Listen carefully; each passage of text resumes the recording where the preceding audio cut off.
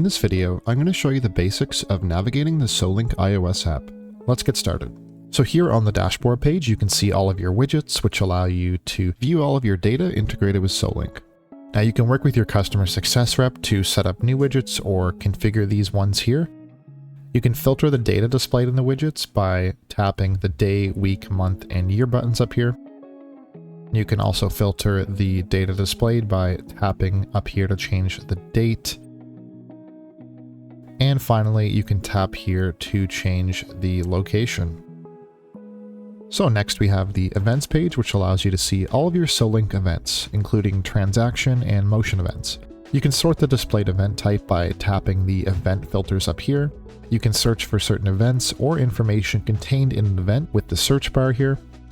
For example, I'm going to use the search bar just to find every instance of bagel within my transaction receipts.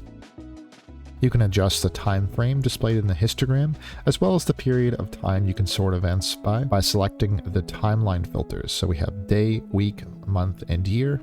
And finally, you can tap this save button here to save an event clip in the Solink cloud.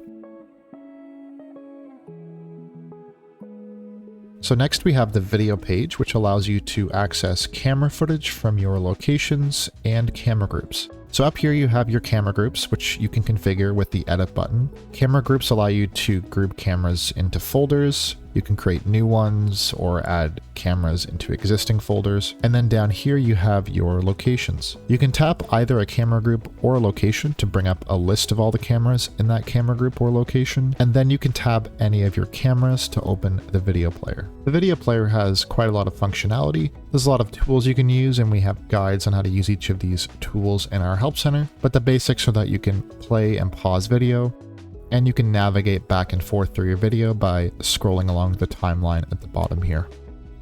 Finally, from the live page, you can launch multiple cameras at once in live mode, like a video wall.